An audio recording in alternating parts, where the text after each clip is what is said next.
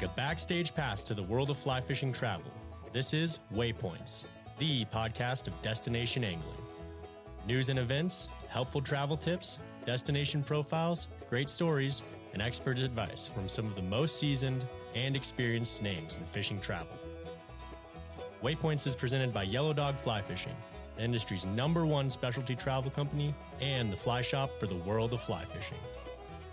Freshwater or saltwater, international or domestic, Yellow Dog has you covered for your next fishing adventure.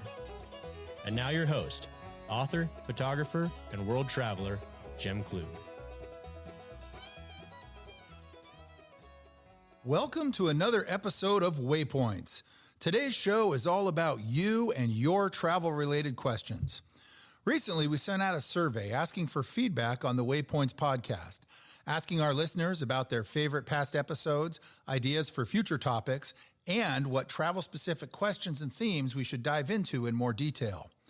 The feedback was so great and the questions so numerous that we thought it would be fun and helpful to dedicate an entire episode to answering your questions about fly fishing travel, trip planning, gear, destinations, packing tips, travel regulations, and more.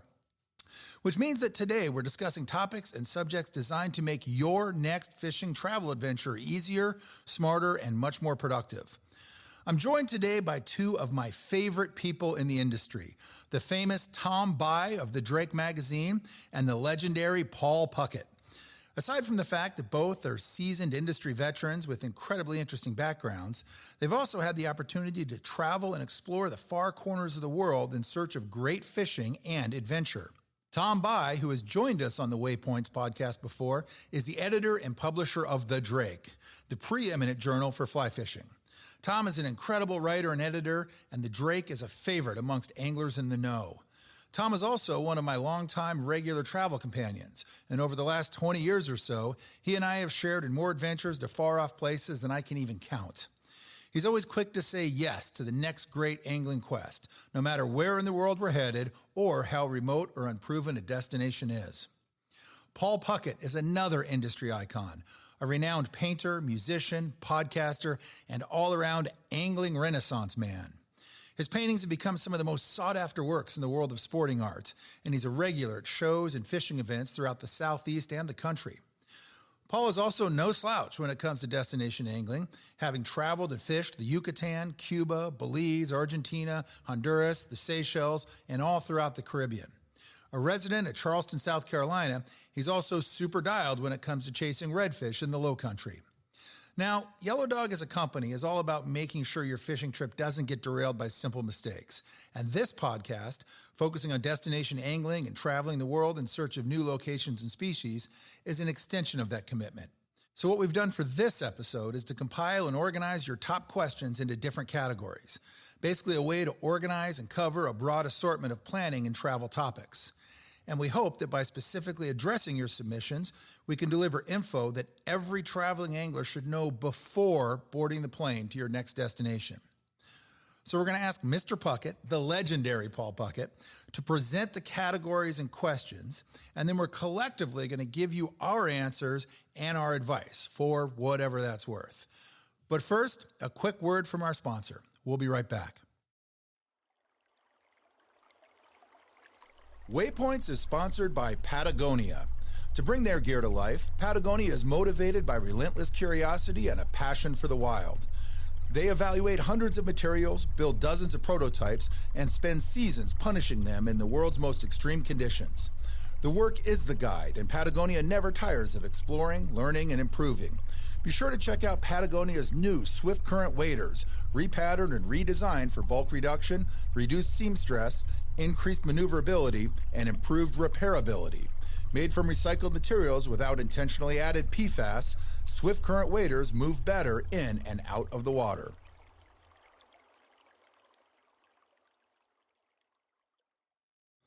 We are back. We've got Mr. Tom BIE and the legendary Paul Puckett here with us today on Waypoints.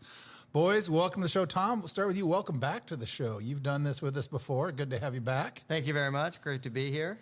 Yeah, and we finally got Mr. Paul Puckett on the show. It's been worth the wait. It's been worth the wait. Yeah, you're a busy guy, Paul. Yeah, I mean, you've been promising and teasing me for like 2 or 3 years, so I'm glad we can make this happen. Well, and to get both of you guys on the show at the same time is a treat. And we're doing kind of an unconventional one today where we're taking a bunch of listeners' questions that have been submitted. And I couldn't think of two guys better qualified to jump in on this type of program where we can take advantage of all of your experience and your worldly travels and hopefully answer some of these questions. So thanks for being here. Absolutely. Maybe I can even learn something today. Well, I bet I can. I bet you can. Start us off, Paul. How are we doing this? We got some categories. Yeah. So category 1 is kind of a big picture planning focus. And so let's say a father takes his wife and a couple kids on a trip to, like, just say Boston for 4 days. You do some coordinating here and there, but what makes it more detail oriented for that customer to plan a little bit better for like a fly fishing trip compared to like a typical trip with a family? What other things are you kind of having to focus on? Yeah.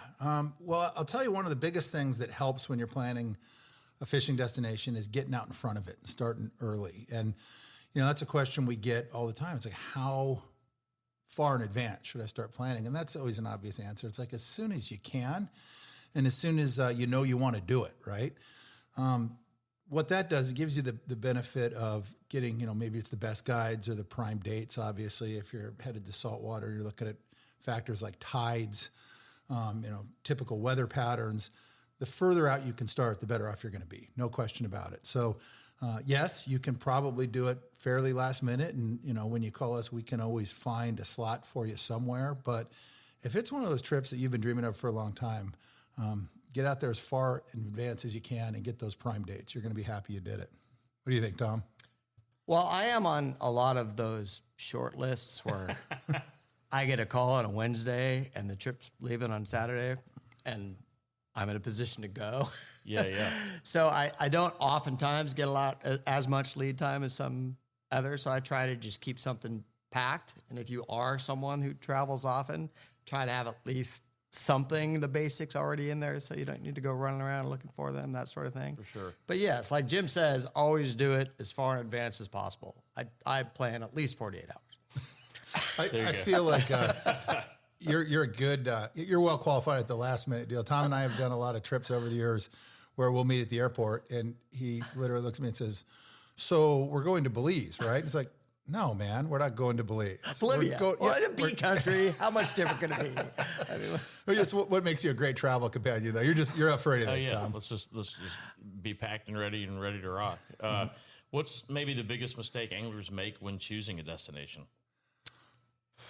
There's expecting the trip to be like the one their friend took. Yeah, they've heard how it's going to be, and it might be a completely different time of year, or there's a million different components. And if you've only heard from this is how it's going to be, there's good chances it won't be. Everything, tides, all these sorts of things can change. So limit those expectations. And then maybe take like a typical trout guy that wants to do saltwater, and maybe you shouldn't choose the permit trip as your first saltwater destination. Right. Yeah. I think one mistake that's commonly made is when anglers choose a destination that they've kind of had on their dream list, and it maybe doesn't match up with their skill level. And to your point, Paul, I think that's exactly it. Start with something that's going to deliver success, that's going to be enjoyable for you.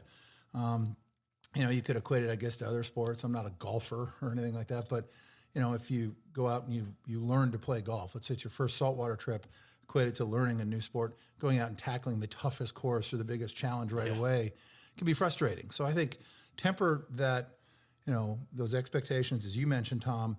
Think about, this might be on your dream list, but also be realistic about your skill levels and try to match up the destination to what's going to be the right fit for you.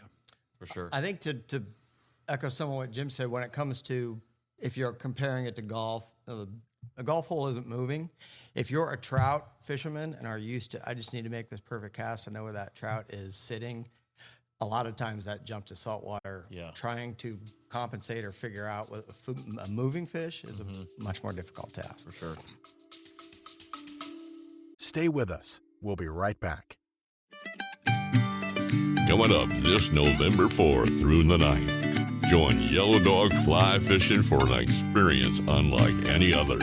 One of a kind Belize Bluegrass Week at El Pescador Lodge.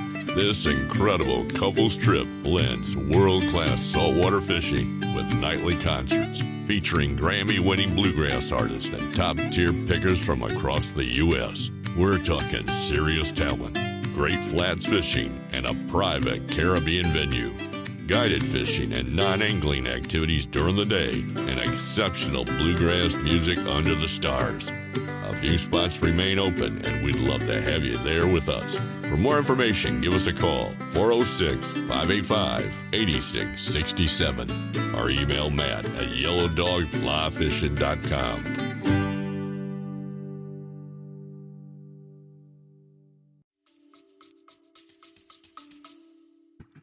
Okay, say you wanted to book a destination direct without a service like Yellow Dog. How do you really know if an outfitter or lodge is legit and the right fit for your expectations? You don't. Yeah, that's my short answer. Yeah, no, that's a good answer.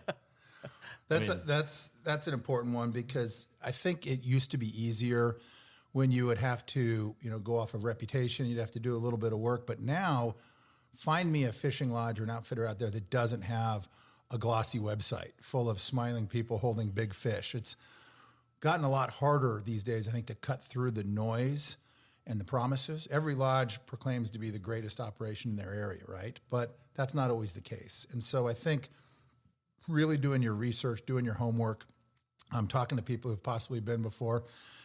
And, of course, I'm a little biased. I do think that's where the role of an agent is so valuable, where you can, talk to someone who's been to these places, has vetted these destinations, and can sell them in an honest and effective way. Because, it's easy to overpromise and underdeliver with a lot of these operations, and you don't want to be the person that arrives on the dock or, climbs out of a float plane or, pulls up to the front of a lodge and says, this looks a lot different than it did on the website.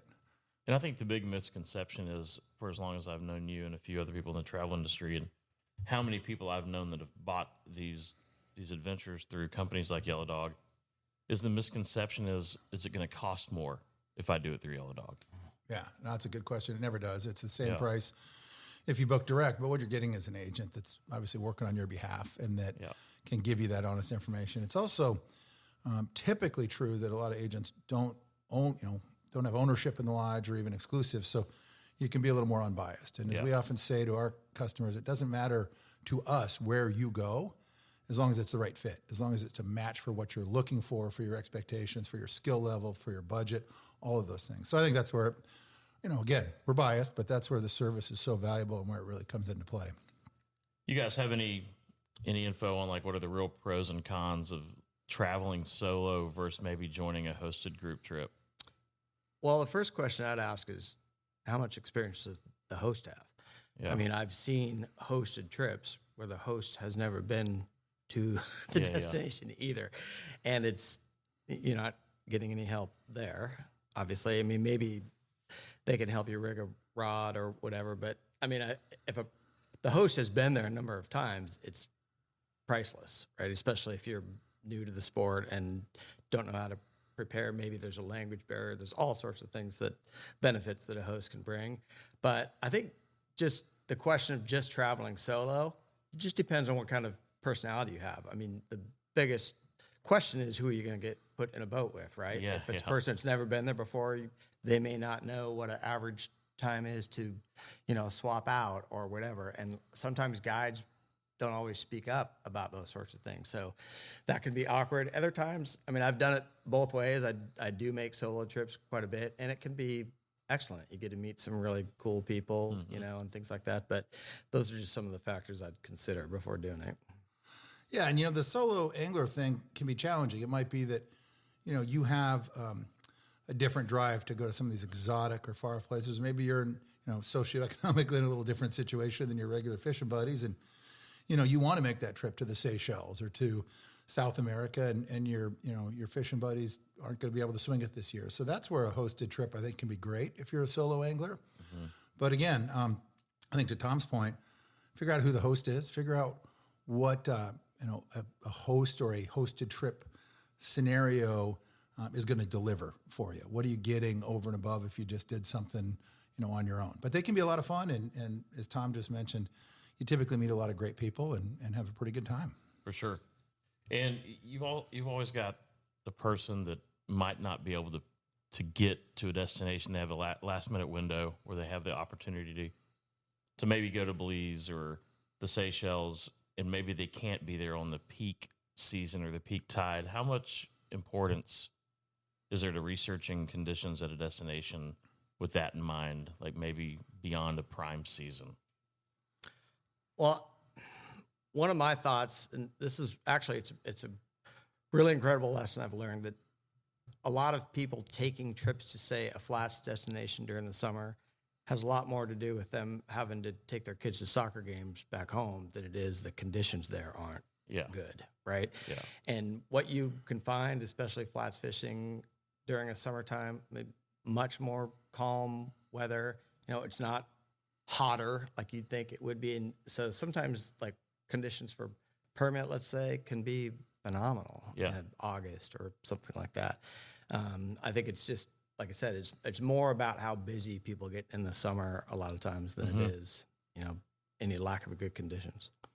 Yeah, and let's face it, the best time to go on a fishing destination is when you can go. Yeah, for sure. And life is busy, especially if you have a family, if you have work obligations, it can be hard to just, hop off and go last minute. And so a lot of it's based around when it works for your schedule. And let's face it, there's always going to be fishing to be found out there. That's the first rule. The second thing that is always true is you don't know what you're going to get weather-wise. We still haven't figured out a way to control that. So you're still always going to be rolling the dice. You can go at what is traditionally or typically the most productive time of year, or you can, look at historical weather patterns, which are kind of worthless these days, I feel, and say, well, this is always a great window, for calm conditions or low winds.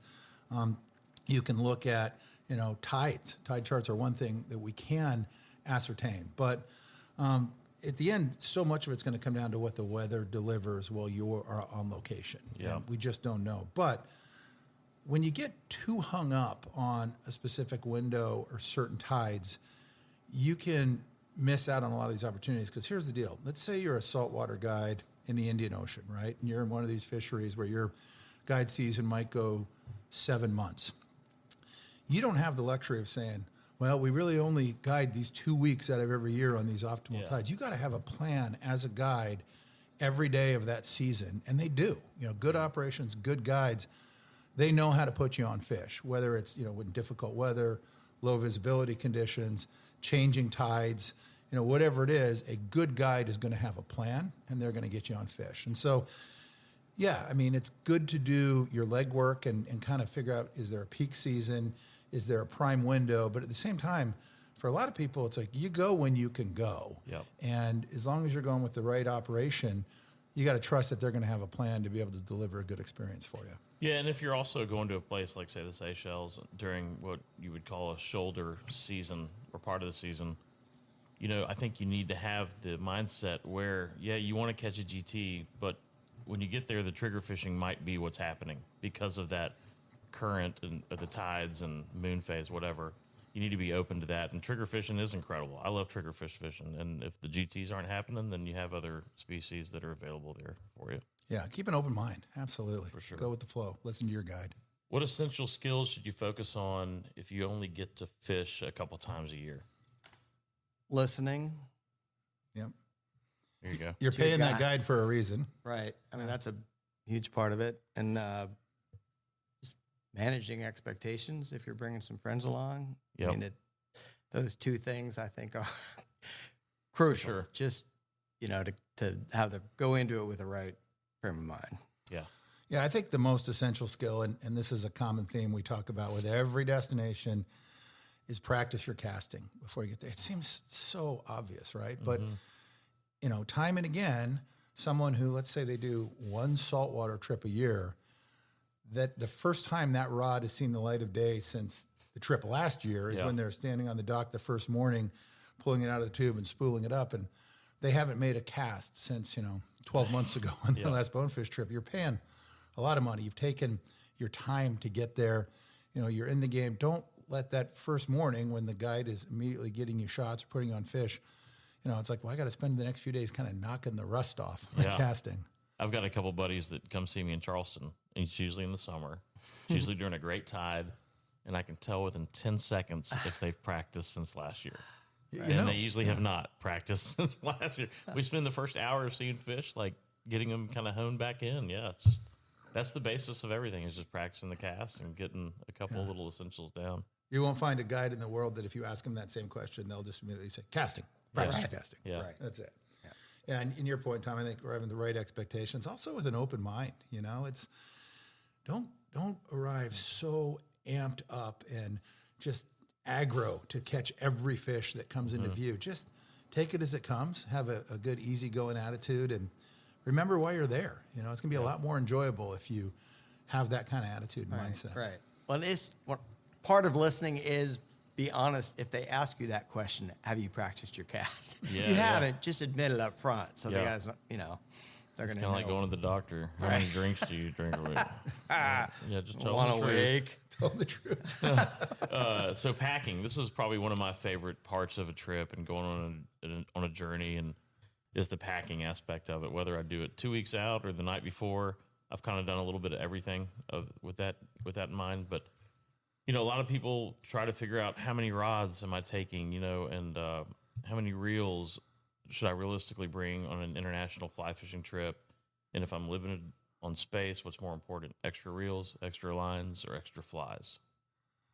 It's a good question. I think, packing is obviously a monumentally important part of these destination experiences, because so often we're headed to places where, you realize you forgot something. You're not running next door to the local shop, right?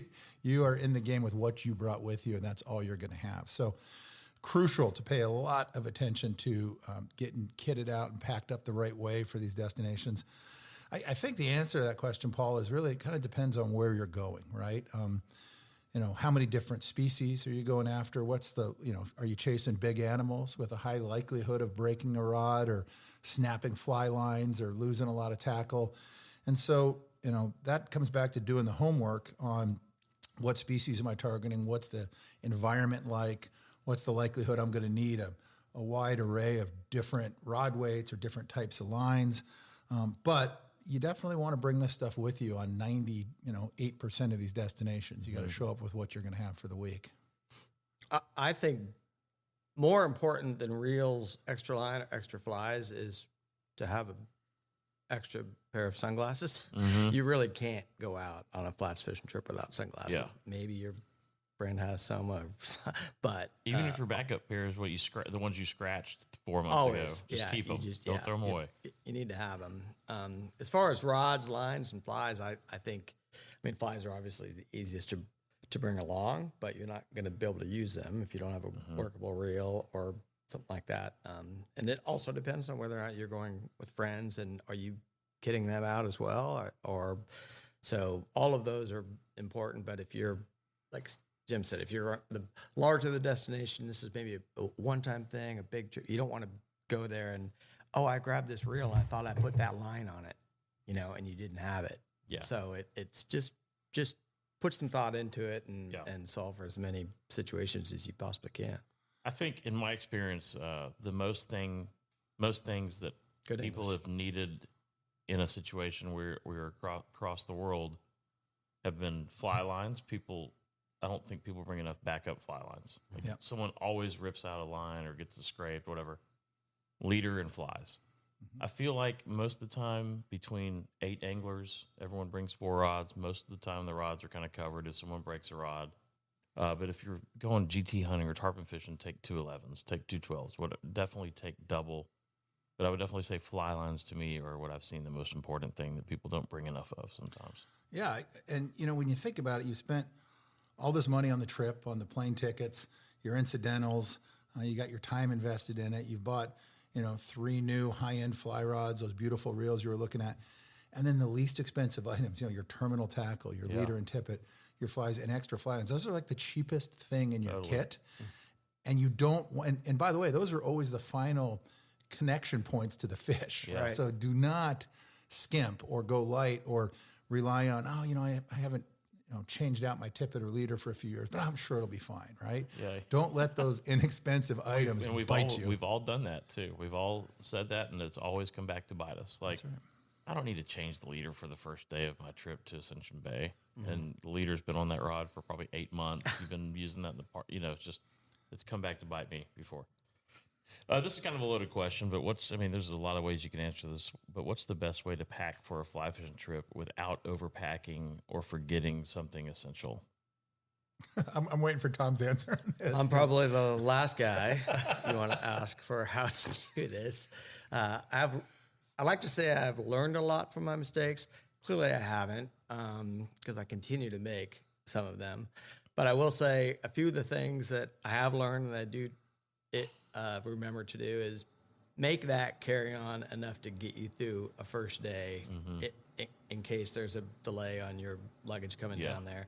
You're not going to have a rod in there probably, but at least if you have a carry-on and you have can get a 4-piece in there or whatever, then make sure it has one, as well as just your essentials to get you through a day or night. I will say I didn't used to use the rod carrier things. I had them. The rod vaults. That right, you carry, right. But I've started using those lately, and they've been made a lot better now. They don't just hold rods. You can put clothes and stuff in there, and I've found those to be really. The other thing I didn't realize, and maybe I should have by now, but I didn't realize that the measurements when you check in on a flight is cumulative. So I used to think like those rod vaults are too long, but they're not, as long as they're not too wide. You know what I'm saying, Jim? Yeah. I never realized that you add those all up, and as long as it's underneath that set number of cubic inches that you can bring it. So you can actually get a lot of, if you can avoid checking a bag, I always do that. Sometimes it's unavoidable if on a big international trip, obviously, but it's nice to be able to bring everything with you on board, and that's my goal. Yeah. I've done a number of trips with Tom where for some reason, we'll get off the plane and everybody's got their stuff and Tom's standing there with his backpack, bag's gone, and it never gets there. And so I've seen Tom do trips with like the same shirt, a cell phone, a passport, and a pair of sunglasses for like a week and just make it work. But I do want to dive more into carrying on rods and reels because that's a big question. But back to the best ways to pack in general. A couple key pieces of advice I have. One, packing lists. I'm a huge proponent of packing lists. We send them out with all of our trips, and everything that's on that list is there for a reason. We've researched it. We update those lists, and I live by those things when I'm getting ready for a trip. You personally still use a list, and you just have that ingrained, and that's something I've never done that I should probably do. My wife loves making fun of me and my lists, but I'm a list guy. Well, that proves it's essential because how you've been all over the world and you still use it. So clearly religiously, that's important. Absolutely. And one thing I'll do is when I get everything on the list checked out, I will then lay out everything like on the floor. I'll have it all there so I can see it, and then I've taken to this technique where I'll look at everything and I will conscientiously try to cut everything in half because inevitably you're not going to need most of the stuff you've initially put together and for your overall layout. So I'm like, I don't need 5 t-shirts. I don't need 3 or 4 pairs of fishing pants. I don't need all this. You can go through, cut stuff in half because what happens is you go on a week-long trip, you get back and without question, like half the stuff in your bag was never worn. It's still clean. You never used it. All these places typically offer laundry services. Now, you can go with a lot less than you think about. Certain things you don't want to skimp on, like we talked about, extra tackle, rods, the right number of flies. But when it comes to everything else, especially the clothing and all the little accessory items, you can typically cut that amount in half and keep that baggage size and weight down. To your point, in a week in Cuba, I had a pair of shorts and a t-shirt. I was just fine. Yeah. Yeah. Overpacking is probably just as bad as underpacking. Right. Like there's a balance. You got to find that balance for sure. I want to talk about what you just brought up on air travel because probably the number one question we get from our traveling anglers is, do I carry on my rods and reels or do I check them? And this is like a great debate, right? I have lately taken to checking my rods and reels almost everywhere we go on an international basis. And the reason is that there's there are so many arbitrary security situations where you check your bag at the counter, you go through, you're in the security line, and the TSA agent or whatever the equivalent in that country is like, oh, you can't bring those on. Mm-hmm. Well, now your check bags are gone. Right. You got maybe a little tube of rods or your little rod vault. Now what are you going to do?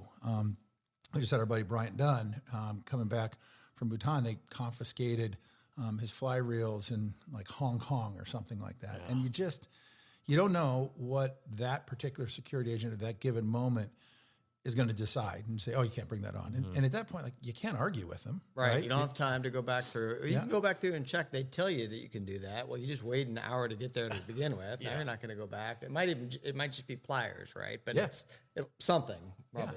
Yeah. And so I've taken to checking everything. And what I'll do is I'll get a good rod tube that say holds 4 or 5 rods, and I'll pack that inside my checked bag, with clothes wrapped around it, so it's kind of well padded and protected. I'll do the same with reels. Reels, for some reason, they set off a lot of alarm bells with security in a lot of these countries, and it's not like you're going to use it as a blunt instrument, although like a 12-weight reel arguably you could, but it's the fly line and the backing. And I've had numerous security people say, well, it could be a restraining device. You could choke somebody with the fly line. It's like, okay, well, then I'm sure you're going to confiscate everyone's belts and shoelaces too. My curling iron. I also have a cord on that. Yeah, but more and more, I just don't want the hassle of that security checkpoint situation where, some 19-year-old tells you can't bring it on. You're like, now I'm in a jam. So I check it all these days. It goes in a good duffel bag. It's well padded and protected. And then I put those cable security locks, those TSA hardcore security locks on my bags.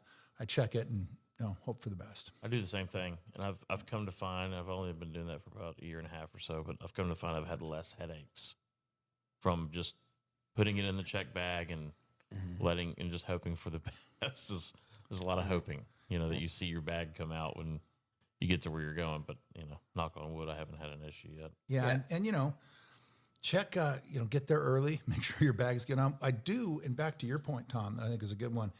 What I am carrying on in a backpack, it's probably a waterproof backpack for my carry-on that's then going to be my flats pack or my river pack.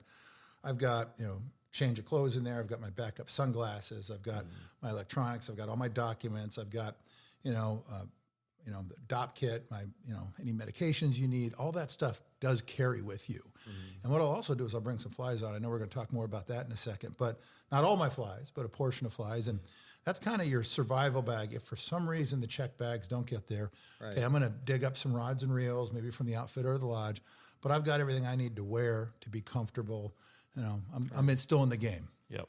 I am factoring in if you have a connection, how long is that connection? Is there a chance your bags don't make it? Yeah. I mean, I know what you're saying, Jim, and if you're flying to the Seychelles or someplace, then yes. I mean, if you can check it at all, do it. But it matters on if I'm landing. Am I driving 4 hours down to Tulum? Am I spending the night in Cancun? And can I get the bag? Yeah.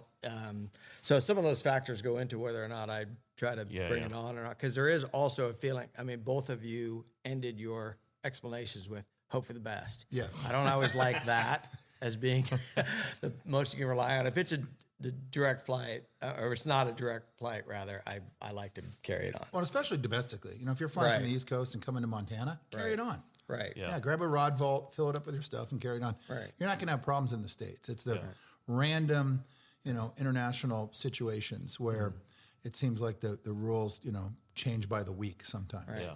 I mean, a lot of your clients are traveling to Mexico, like any fly fishing. Well, now you've got the Tulum airport. I could fly from Denver direct to Cancun. Tulum looks great, but there's going to be a connection. I've got to go through Houston or Dallas, somewhere. And a lot of times that connection is less than an hour, maybe 40 minutes, terminal. All that's like, okay, I'm going to try to bring it all with me. Yeah, factor it in. Yeah. And on that note, I think it's worth mentioning, a lot of times you carry it on when you're going down. Right. And then on the way home, check it. Yeah, because then it's just easier and you don't have the headache. And if your bag's delayed a few days on the way home, no big deal. But on the way down, carry it on, you're still in the game. So something to think about there. I feel like Tom kind of already covered which airline allows rod cases as carry-ons. What should you know about TSA international gear regulations? We kind of just covered that for the most part. If you look at the TSA website, TSA tells you can bring rods and reels on the plane. We actually have it printed out, the language in our pre-trip guides that you can, show a TSA agent, which works fine if you're in like Cleveland or San Francisco or, Billings. But if you're in, Shanghai, Kerblukistan or someplace, right? Or they don't care. Or to your point, if the guy started on Tuesday and doesn't know what the rules are, which is fairly common, in places. Yeah, there are destinations where you can have rentable gear at that destination. Are there any things to consider when you rely on renting gear versus bringing your own? And are there any destinations that make that easier or more reliable, where maybe it is better to rent the stuff when you get there? What do you think, Tom? You got a thought? I don't know. I don't really. All I can tell you is I've seen some of the rental gear, and I wouldn't want to rely. I've got a very strong opinion about this. I was going to let Tom go first. But I've just seen that. This is your rental gear. It's like 1.5 feet long. Especially when it comes to waders and stuff and boots. But we did a trip to Ireland a couple years ago. I remember some of that rental gear that we found at some of the great old lodges. Fly line put on a spinning rail. This is by work. Yeah. Okay. From 1958. Right. Here's the deal. I never trust the vast majority of fishing operations when it comes to saying we've got everything you need, because maybe they started the season and they had, a dozen new rod and reel outfits. You're there 3 months into the season and almost all of them have been broken, right? And, you show up with a crew of 6 and everybody's counting on using the gear from the lodge, and it's either not there, or it's not serviceable, or it's not of the quality that, again, was. Or you wear a size 8 and they have a size 13. Or vice versa, even worse. We've done trips to Europe, Tom, where they're like, oh, we've got boots and waders, and you go over and it's, European cut waders with, like size medium, and I'm 6'3", got a size 13 foot, and I'm like, none of this would work, and I'm glad I brought my own. So again, you think about the money you spent on the trip, the time you've invested in it. Don't get there and have a less than stellar fishing experience because you are relying on using equipment that either isn't serviceable or isn't up to the right quality. Bring it with you. That's my rule. I never trust what you think you're going to find on location. And I guess it's good to know that that's there in case you do break something or you do forget something. But just prioritize if your bag's delayed, stuff. Count on it as backup or emergency gear. Yeah, exactly. If they say they have it, but don't count on using it as your primary go-to equipment. Are there any sort of pieces of gear that you would consider and always do bring a backup version of that gear in your pack? Like, what are some items that you would always bring a backup? Yeah. Tom mentioned number one, sunglasses. That's huge. Yeah. Because everybody's kind of got their preference on lens color and fit and all that. I'll always travel routinely with like 3 pairs of fishing sunglasses. Fly lines, we covered that. Yep. Plenty of terminal tackle, leader, and tippet material. What else, Tom? Well, if you have a number of rods that are of the same brand and color, there are times when I've brought the bottom 2 pieces to one rod and the top 2 pieces. Maybe that's just a Tom Bye thing, but I would love to watch you the day before you pack for a trip. Say it happens. There are certain things. Buffs are really important. Maybe you lose one of the wind, hats. I don't know. A lot of things that you wouldn't think of as your terminal tackle, but can still make a trip difficult if you lose one. For sure. I feel a really key thing if you're on a freshwater trip or even a saltwater when it comes to footwear, the right wading boots, and if applicable to the destination, waders that fit. Because if you're going to, say, Alaska, Canada, you're going to a freshwater destination, you're fishing 6 or more days, you're in those waders 10 hours a day. You want them to be comfortable. You want them to be serviceable. You want to know they're not leaking. You want to be able to wear thick clothes underneath it if you're going there in the fall. That's right. And, have you ever worn it with a couple puffies underneath? Just know that stuff. Yeah, that's all part of that pre-trip. But, you buy good gear for a reason. And when you're out in the field, you want to have that quality of gear with you. So I say pack it and bring it if you can. Absolutely. Well, with that in mind, too, what are the most common pieces of gear that an angler might forget to pack? Passport. Yeah. Are you just throwing it out there? Personal experience? Absolutely not. I've just heard rumors at times. But we both heard. I mean, entire families. Guy will show up. Oh my God! Or he's there. Yeah. I mean, somebody. He generally organized business person, and boom, like I have my wife's passport, and it's Donald Yeah. or whatever. We've all heard the stories, and it's a simple thing, but as important as it is, that's sometimes And what doesn't make it. they've had to get ready for that moment too. Right. They still don't have that right. Right. We work with thousands and thousands of anglers a year. We hear of it, I don't know if I'd say weekly, but almost weekly, where I got to the airport, my passport's expired. And then the next question is like, what can you do for me? It's like, ooh, yeah. So, yeah, check your documents. That's a big one. People either fail to make sure their documents are up to date, or they outright forget them. Right. Lens cleaner, I think is a obvious one, you think, but it becomes really important out there. Phone charger. These aren't fishing things, but they're things that I know that oftentimes people forget. Yeah, absolutely. If you're rooming with me, you might want some earbuds. Just these little Important. things. Those are. Yeah, I think, again, going back to those packing lists, find a good list. We provide them for all our destinations. If, you're on your own, just make your own list, but pull it out every time you're going somewhere and check off those basics. It is an effective tool. And I mean, again, I live by those lists, and I still, every time I leave the house to the airport, for the next trip, I'm always like, I feel like I forgot something, right? Yeah. And that's the best way to do it. But backup equipment, obviously the right flies, the right footwear, extra sunglasses. Now the third time we've mentioned it, fresh leader and tippet. These are all things that you do not want to forget when you're heading off, whether it's fresh or saltwater. You guys have probably mentioned one or two, but you got any overlooked but useful gear, or maybe a travel hack the anglers should know when they're packing? Yeah. I've kind of, and you touched on this, Tom, if you're flying multiple legs to a far off destination, sometimes what I'll do, especially if you're, flying with an upgraded seat, or you have any kind of status with an airline, is I might check 2 bags. And what I've essentially done is, again, I've taken all my gear that I'm going with on the trip, even after I've scaled it down. Now I divide it in half again, and I'll put it in 2 different bags, check those bags. And, if one bag gets delayed, well, you're still in the game with, half your gear that's been sorted the right way. So, let's say you're bringing 4 fishing shirts. You put 2 in one bag, the other 2 in another. I wouldn't do that with like a wading boot, right? Like left boot in one bag, right in the other. Right. But, try to. Now, would that be for like divide a far off place? Yeah. If you're going really far? Yeah. And you just, okay. Africa, Seychelles, South America. Okay. If you have the ability to check 2 smaller bags, a lot of times the lodges will appreciate that if those bags are going in a float plane, if they're going, on the side of a mule, or Sure. Getting loaded in a boat, and you show up, you've got the 195-liter rolling duffel bag that could hold 6 people inside the bag. See how your float plane pilot feels about that piece of luggage, right? So some smaller bags, good waterproof bags. That's always key. They're sitting on the tarmac out there, and you're loading the plane, you're watching your bag just get drilled by pounding rain. Yep. No, that's a really good point too. Just about if you have a dry bag that's the same size as, just went to Christmas Island.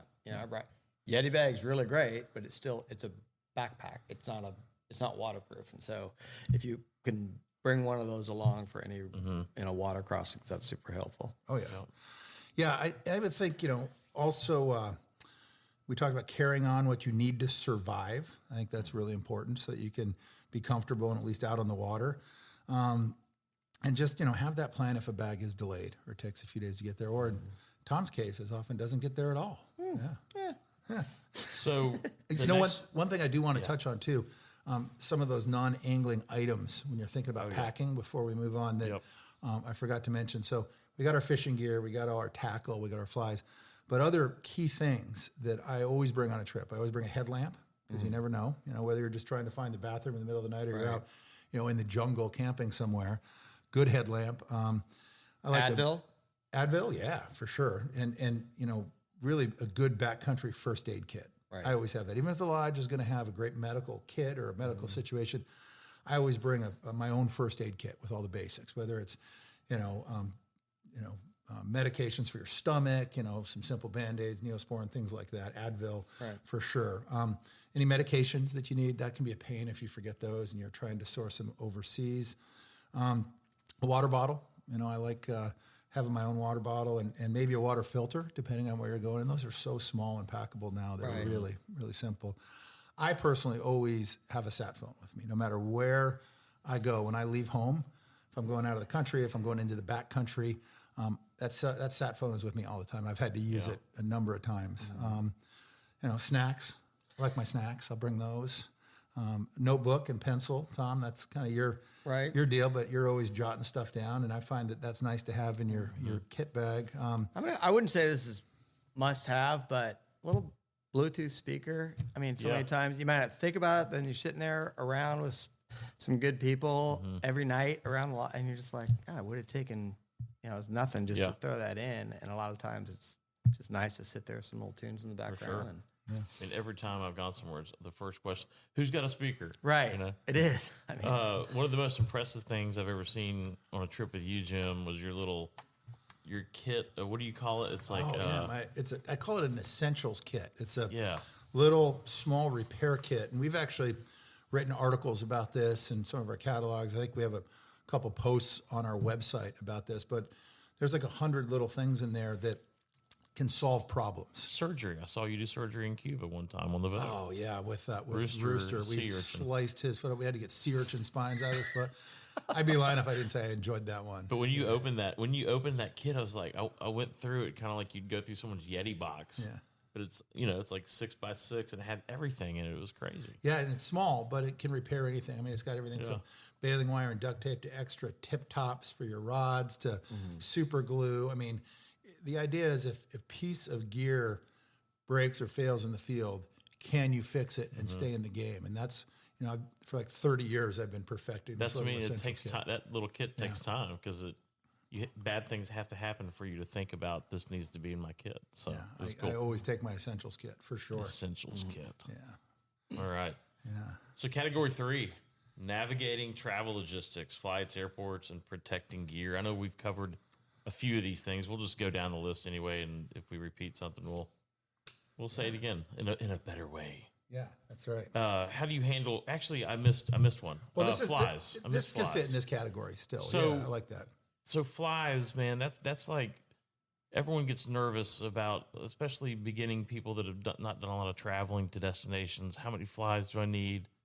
And then you learn, you're probably not going to use 90% of the flies you got, but you need access to those flies in case you do. I mean, you just need, of course, you need 3 or 4 of each pattern, because what if that's the fly that works all week and you're kind of screwed? Yeah, you didn't use the other ones, but you could have. Yeah, you might, and you might have. Those might have been the ones that did work. So, is there any trick or knowledge that people need to take into consideration when they choose flies for a trip?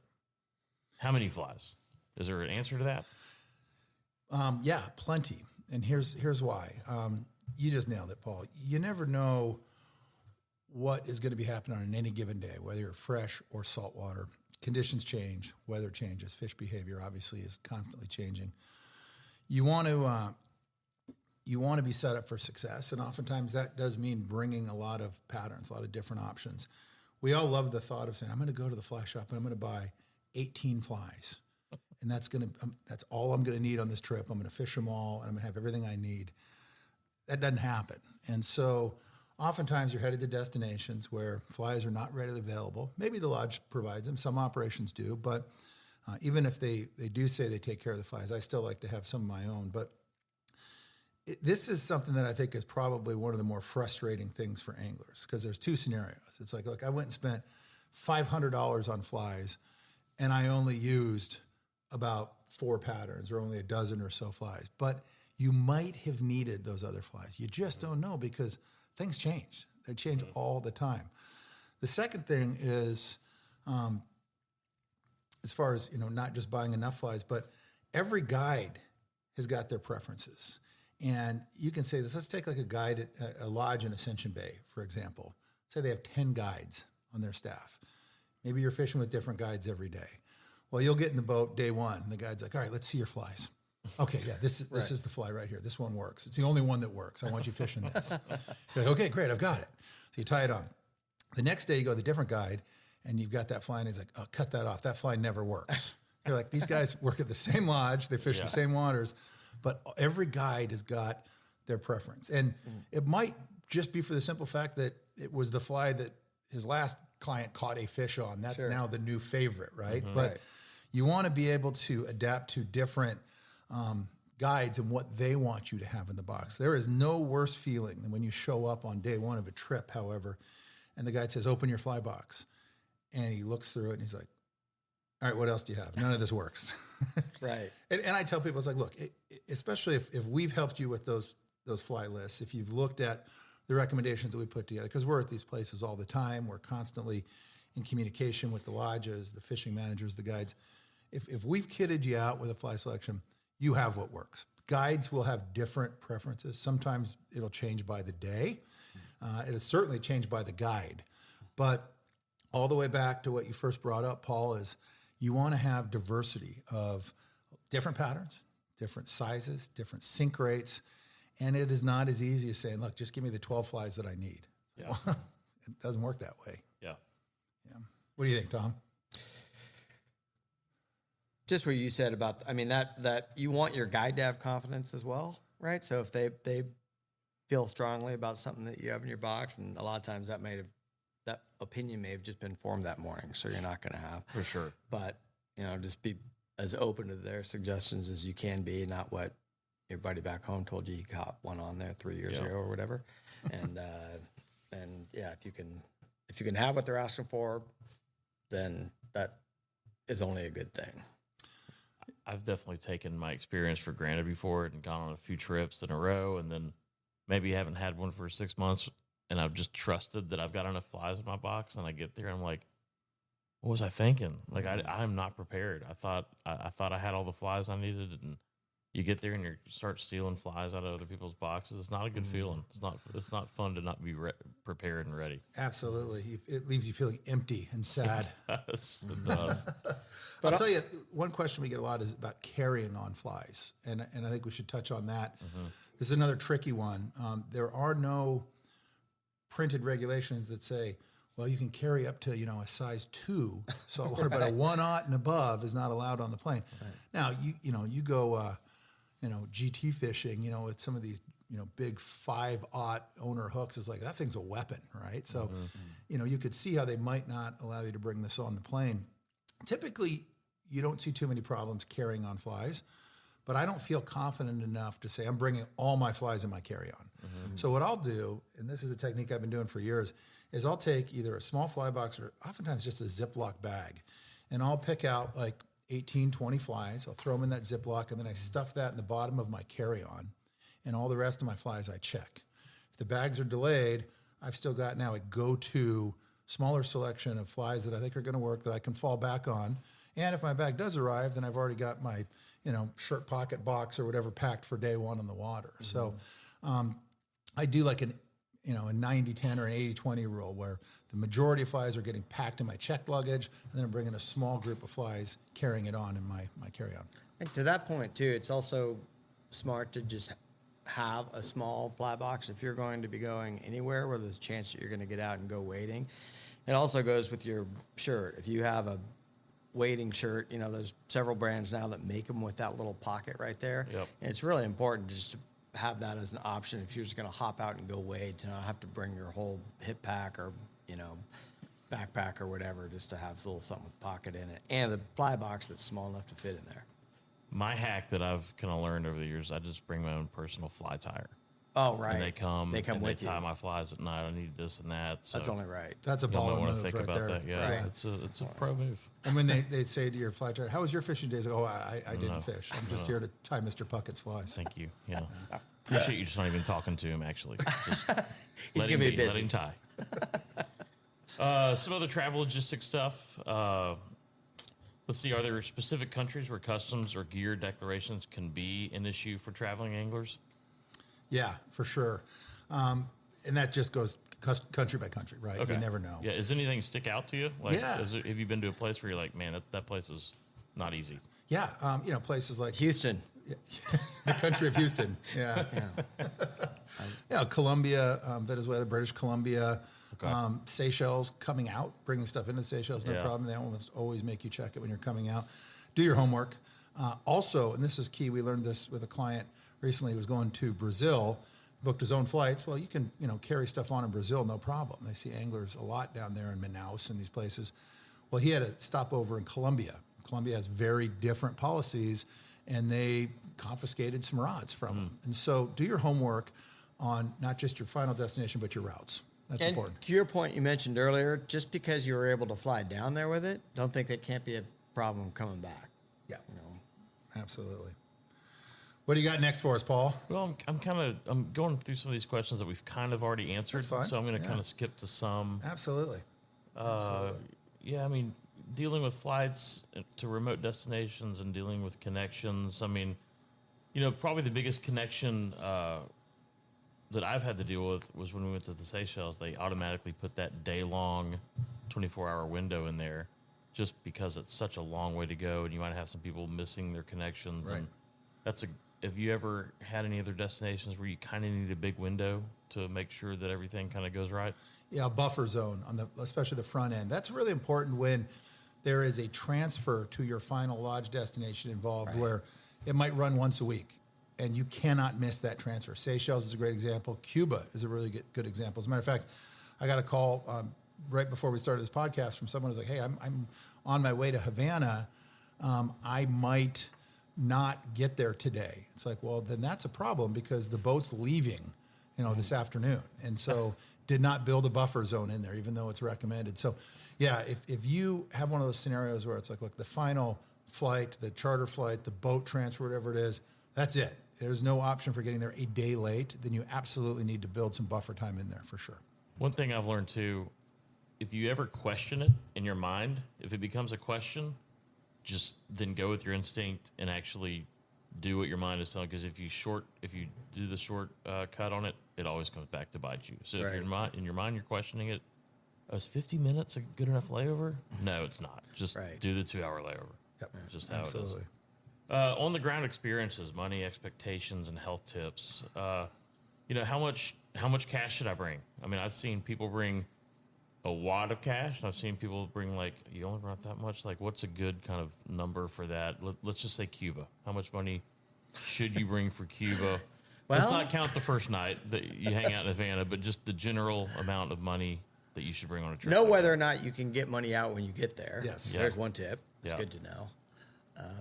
Can you now in Cuba? Because you couldn't before. You still can't. Still can't. No. You're not rolling into an ATM and Yeah. getting cash there. So that's important. Yeah, the rule when you're traveling the world is cash is king. U.S. dollars work most places, new bills, undamaged bills, but bring a lot. One thing I always do is I've got my envelope of travel cash. I've got an envelope of tip money that I've already done my research ahead of time, figuring out, what are the general recommendations. It's separated. Okay. It's sealed in an envelope, but, one says guide tips, the other says staff tips. Okay. That gets packed away in my carry-on in the bottom. Then somewhere I will have an emergency stash of cash. There are so many countries where you are not going to the bank or to the ATM. Maybe your credit cards don't work. So making sure you have some emergency cash if something comes up. You probably won't use it. That's great. You come home, put it back in the bank or whatever, back in your safe. But have it with you. Cash is king everywhere. And you just don't want to be out there thinking, man, I need to get money and I have no access to it. So bring more than you think you're going to need. Yeah. And obviously every destination is different.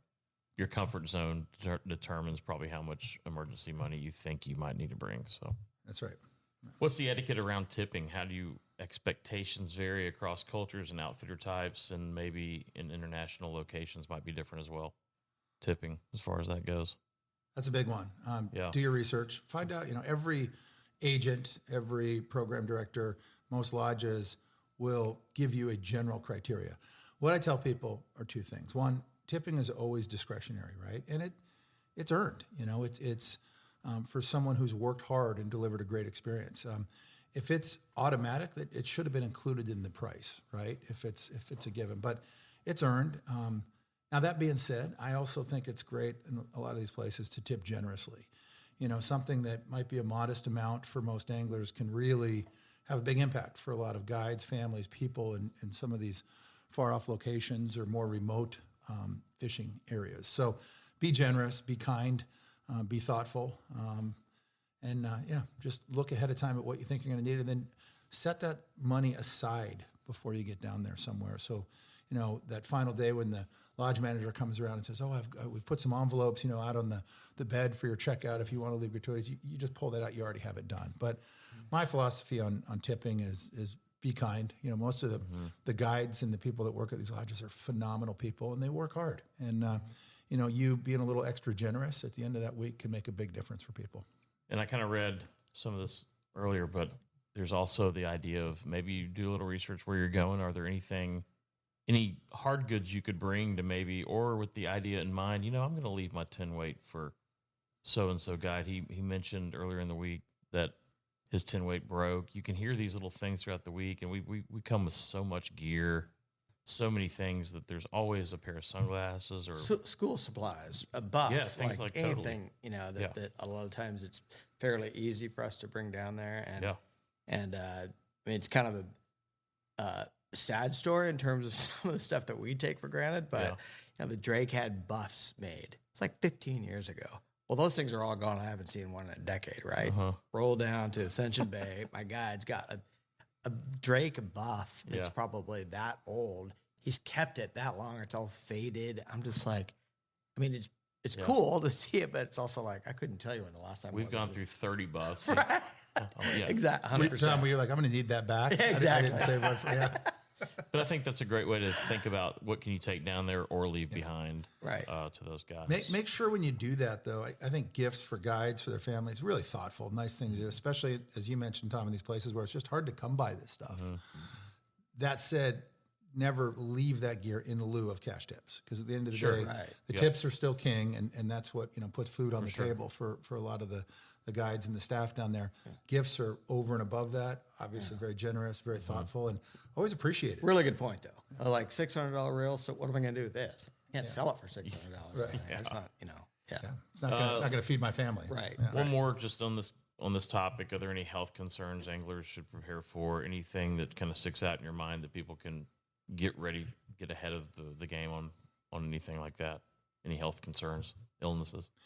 Yeah, that's like airline regulations or security details. It just depends where you're going. Yep. Do your homework. The one thing that can be a little tricky on this one is if you go to like the website for the CDC, although maybe that's not even on anymore. I don't know.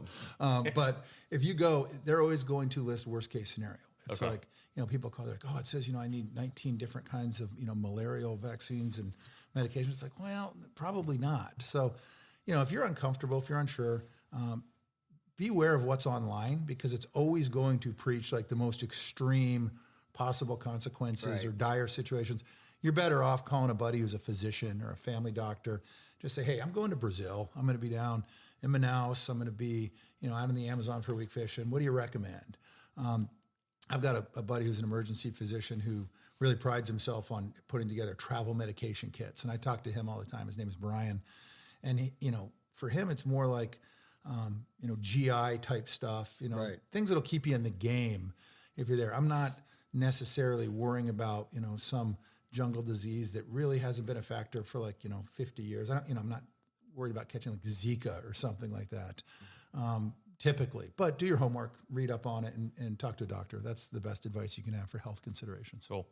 Yeah. Let's do some just troubleshooting issues. Yeah. Next category. Yeah. Next category. I'm sure you've dealt with a lot of these type of things with your customers calling you.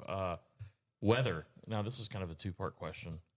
How do you manage expectations of weather before the trip and when you're on like a host trip when you're there? Like bad weather, next 5 days are either super windy or rainy, and then let's say you can kind of see that on the forefront of a trip, and how can people protect themselves, maybe rework the schedule? Is that a possibility too? Well, first thing I have to tell you is weather days have been some of my coolest days. Some of these, you don't think it like that, but you have a day to walk around a village or something that you would not have otherwise been able to do. And the people you meet, sometimes there's little shops or stores there. A lot of places have nothing, right? But most of them do have some little community there, and it ends up being just phenomenal, right?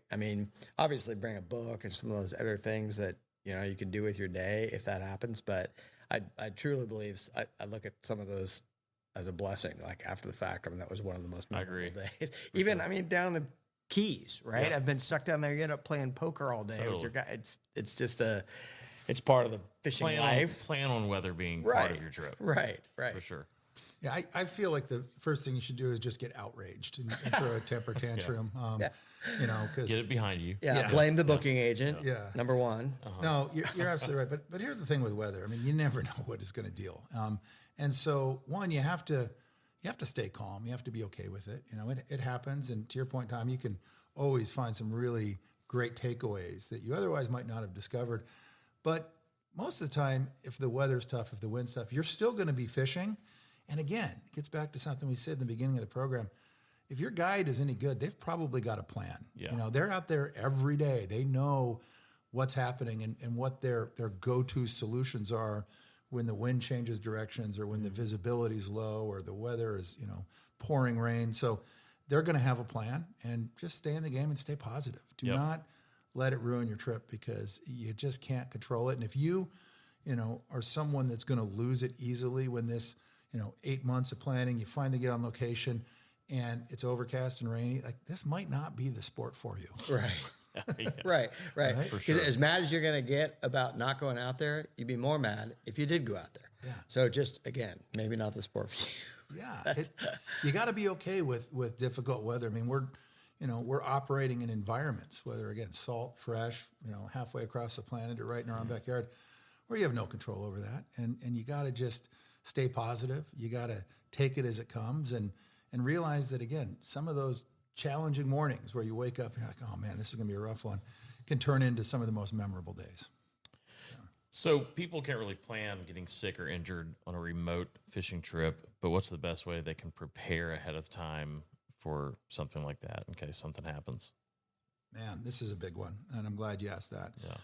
This, again, gets back to where you're going. If you're fishing, the Madison River for 3 days outside of Bozeman, well, there's a plan, right? If you get injured or you get sick, you're going to be able to go to a hospital. If you are somewhere in remote Africa or a distant atoll in the Pacific, you got to know what your plan is, big time. And we deal with this often.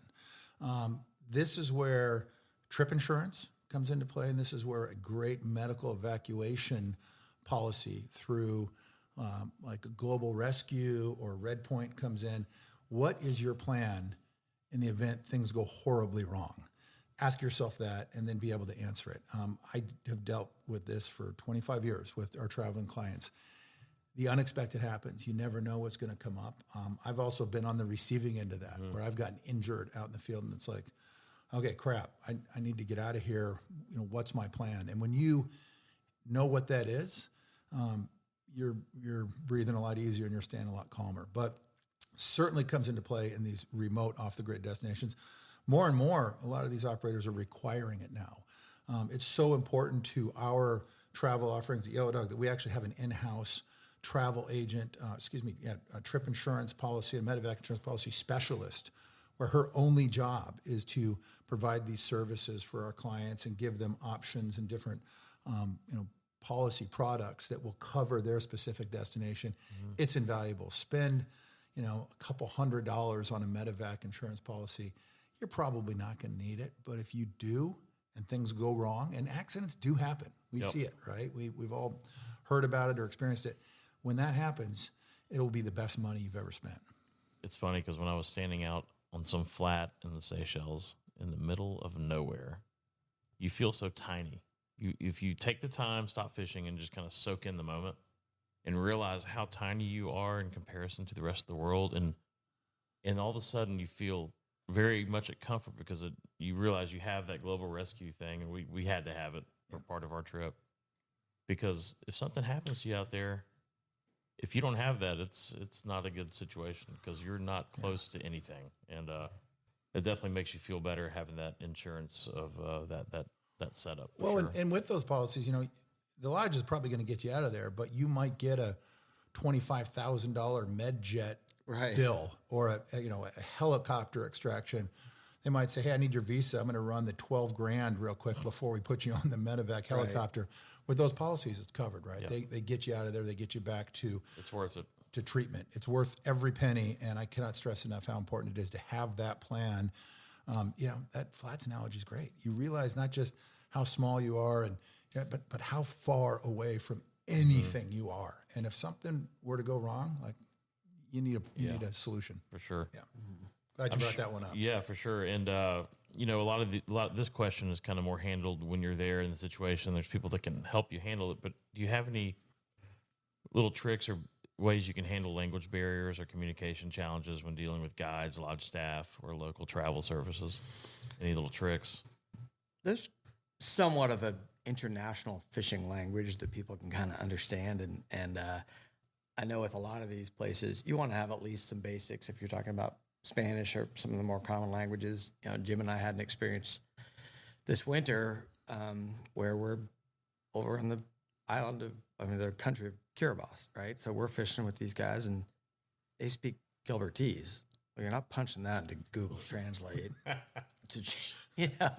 But there is just most of the time you can figure out like the general fishing language, just even by communication with hands or whatever. But learn as much as you can beforehand, even if it's just 4 or 5 words to show that you're making an effort. That goes a long way, right? Mm-hmm. It does. It really does. Google Translator on your phones these days is amazing. Like you said, there's some languages that might not be in there, but that's a really handy tool for travelers. Here's my feeling on language, and this is something that always kind of makes me laugh and shake my head a little bit when you talk to someone that goes to a foreign country after the trip and they come back and say, my one complaint is, their English wasn't very good. It's like, well, you went to their country, as a traveling, American angler. The obligation is not on them, right? So remember where you are. Be culturally sensitive about that. I think that's important. But make an effort to just learn a few words. You go down to the guides good morning on the dock. Say good morning. Right. Say something like that. You watch people light up. They appreciate that you've taken the time to do that. More and more fishing destinations, they do understand the importance of having their guides have basic English, right? Angling English, and it's getting a lot better at most of these destinations. But when you travel to a foreign country, go with the expectation that not everyone's going to be fluent, and be okay with that. Yep. Yeah. So I've been lucky. A lot of these hosted trips I've done or been a part of, I've never had really much of an issue with what the lodge is doing or the fishing program or the food or the hospitality. But I'm sure you've run into stories that you've heard. What's the best way for that customer to maybe engage with the lodge owner or the lodge to maybe let them know that something might not be going as advertised, or they might be kind of unsettled with something? As Jim mentioned earlier, it's best to start with throwing your coffee cup against the wall, smashing it loudly, and then just stomping off. Yeah, make your frustration known immediately. Okay. Yeah. So make sure you're not just ruining the lodge's owner's day, but everybody else that's traveling with you, make sure to also ruin their day. Well, I think we've got it all. Thanks, guys. And it usually goes well when you finish the statement with, "Do you know who I am?" Yes, yeah, that works well. usually. I'm sure you've got all kinds of stories, but what's a general way that someone can kind of address that? No, honestly, the best piece of advice there is speak up. The lodges, the staff, the managers, they want you to be having a great experience. And the one thing that we sometimes hear is people come home, we'll do a post-trip, call, interview session with them. We do it with all the trips. I say, well, tell us about, the fishing, the guides, the lodge experience. What did you like? Anything that could be improved upon? And people will share more information with us as the agent post-trip than they will on location with the lodge. And they'll mention something maybe about the food, or, it was like, wow, the air conditioning in my room was just so cold I couldn't sleep at night. And I'm always like, well, did you mention? No, I didn't want to be a burden or a problem. Yeah, but speak up, because everyone at the lodge wants your experience to be great. And if it's like, my room is a little cold, I'm having, a tough time sleeping at night. Guess what? That's an easy fix most of the time. Yeah. But if you suffer through it for a week, you're like, oh, I didn't want to say anything. That's just wrong. So speak up. 95% of the time, people can fix what that solution is. But let it be known. Go pull the lodge manager aside or talk to the head guide if there's something they could be doing better. Dietary issues. We always want to know that ahead of time. We'll tell the lodge. They'll be ready. But if you get there and it's like, oh, I don't eat seafood, or I don't eat meat, or whatever it is, but so I just went hungry every night because I didn't want to make a scene. It's like, speak up. Well, it's funny, like food is so different from person to person, and that's usually the most common thing I get is, oh my God, the lunches are terrible. But then talk to someone else, oh, I love the lunches. Like, it's just funny. You can no lodge can probably ever nail that 100%. So I'm sure food is probably the most common thing that people want to complain about. But hey, it is what it is. Yeah, you're a guest and you're paying to be there. The lodge, the good ones, are in the hospitality business. They want to deliver a great experience. If you have special requests, if there's something that needs to be addressed or can easily be improved, speak up. It's that simple. There you go. Yeah. All right, guys, next new category. Final notes on general mindset and big picture travel advice. I like this one. We can run through some of the questions we got about specific destinations. That's good. Yeah, perfect. And for first-time destination anglers, what's the one piece of advice you would share to make their trip smoother and more enjoyable, Tom? Just relax. Yeah. Relax. I mean, I know sometimes traveling can be stressful. I know but you're going on a fishing trip. Have fun. But don't forget that you're supposed to be going there to have fun. It sounds so simple, but some people have a true. really hard time just relaxing. You're going there to have fun. A lot of countries move slower than the U.S. There's not always I would say that's a huge thing. Try to roll with that. For sure. It's okay. Everything will be just fine. You need to adapt to their setting. Right. Yeah. I mean, have another cup of coffee, whatever it is, but that I do think don't expect everything to be like boom, boom, boom, boom. That's the way you live your life. Part of what you're going on vacation for is to get away from that. Just chill out. Yep. And if you want to spend your free time aggravated and annoyed, stay on the golf course. Yeah, right? For sure. You could storm around 18 holes and be angry. Exactly. Yeah. No, I think, a lot of it's what we covered already, Paul, advice that would make a trip smoother and more enjoyable. Tom nailed it. Be relaxed, have fun. Remember why you're doing this, right? Yeah. That's important. Practice your casting before you get there. The guides will appreciate it. Pay attention to those gear lists so you're not sitting there going, I can't believe I forgot that. And finally, we've mentioned this a couple of times too, take a little time to learn about the area to which you're traveling, the region, that fishery. Read a cool book about that area, while you're there or on your way down, and make your takeaways about more than just the fish that were brought to hand. Yeah, if you roll in as a guest and you're able to ask a relatively intelligent question about that community or even just the country or something, I mean, most people are very proud of their country, like planes, trains, and automobiles. He loves his town. Let him tell him about it. Sure. I mean, there's something to that. Well, so this is probably a question you get all the time. What is a great tropical destination for maybe a first-time saltwater angler that might have more shots than maybe, and maybe even be less intimidating as far as the conditions and the fishing?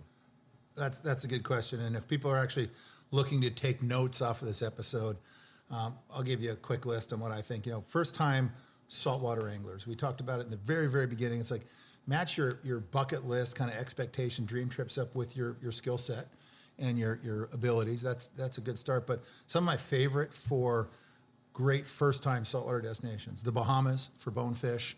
Lots of bonefish down there. You're focused on a species. You're typically getting a lot of shots. That's a great first-time saltwater destination. Red fishing in Louisiana. High on my list because redfish are very forgiving for the most part, and a great first saltwater destination.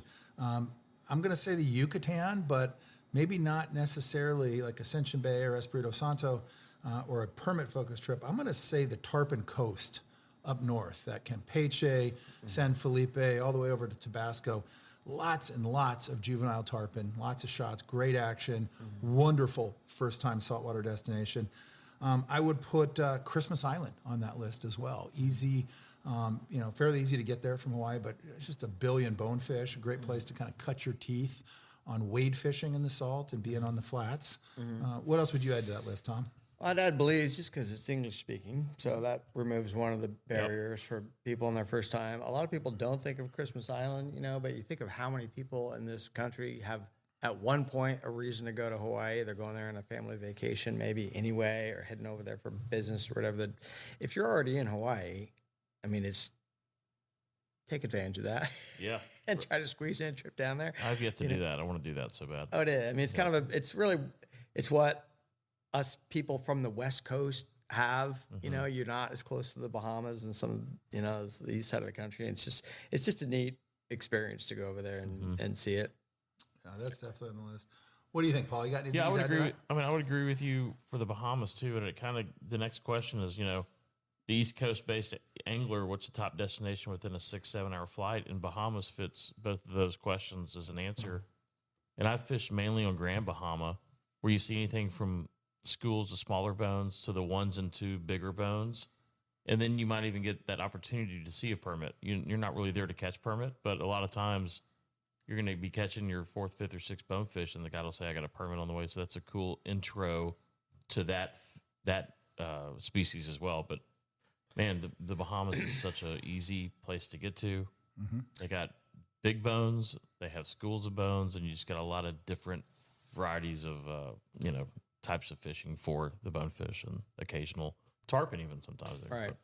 I would, if you're a freshwater person, I would definitely try and put Ireland or Iceland on that trip. And I say it in part with Iceland because at least for a couple of years now, Icelandair has had, if you're flying anywhere in Europe, they will allow you to fly through Reykjavik and spend the night there and do, I don't know exactly the You particular. can add days, whatever you want. Yeah. That's cool. I mean, they'll just fly you through there in Icelandair. And it's just a really cool experience. If you only go there for a day and rent a car and drive around the island, it's just a great Definitely thing. on my list. The fishing there. And Ireland is just a phenomenal country. I mean, the people are awesome. You may go there to go fishing and spend an hour doing it and spend the next 9 hours in a pub. Awesome. Like that pub will be 300 years old and the like 6th generation family running it. It's just a really, cool experience. And Jim and I have also been really, like, the last couple of years, we've gone over to Spain. We've gone over, it's a lot easier to sell sometimes to just, we're going to go to Europe and go fishing, right? The fishing may not be phenomenal, but you get all of these other experiences of the European trip. And if whether you want to make it a couples trip or something with your buddies, maybe your buddies are golfers instead, you go to Ireland, you'll be able to do both. Most of the time, right next to each other. That's They're cool. just like right there. Yeah, the European programs especially for East Coast travelers, have been huge. And right now we're doing Iceland, Spain, Italy, Ireland, which is absolutely one of my favorites, Slovenia. Slovenia. Yeah, Great. so easy to get to these places from the East Coast, in 6-7 hours, no problem, and well worth it. So I would put that on the list. I'd, again, from the East Coast locations, Southeast locations, I'd add Louisiana for sure. That's an easy one. In New Orleans. One of my favorite countries, Louisiana. Yes. I always feel like you do need a passport when you go to Louisiana for some reason. For sure. Canada, there's a lot of great Eastern Canadian destinations. And I'd throw Turks and Caicos on that list too. There's new direct flights coming in more and more now that our operation down South Caicos is pretty exciting these days. So all great East Coast and Southeast destinations. What about the adventurous angler looking for a more under the radar destination, maybe even a little bit more remote for, let's just say, a more advanced adventurer, if you will? Yeah, a little more off the grid. Yep. My list, on that list, I'm definitely putting Greenland right now. I'd say get there soon before it becomes a state, I guess, and everything gets drilled or scraped or mined. But no, in all seriousness, Greenland's awesome for Arctic char. That's one of our favorite spots right now. Cool. I've got Uruguay on that list, some up-and-coming destinations there, which is really fun for What are Dorado. you fishing? Dorado? Yeah, Okay. Golden Dorado. Okay. I would say any of the jungle fisheries. Bolivia, not unknown by any means, but still damn cool and very remote and super exotic. But all the jungle fisheries, Guyana, the stuff in the Amazon and Brazil, the Golden Dorado in Bolivia, those are on my list of remote and exotic destinations. Freshwater, I'd put Southeast Alaska for steelhead. I think that's just an absolute gem up there.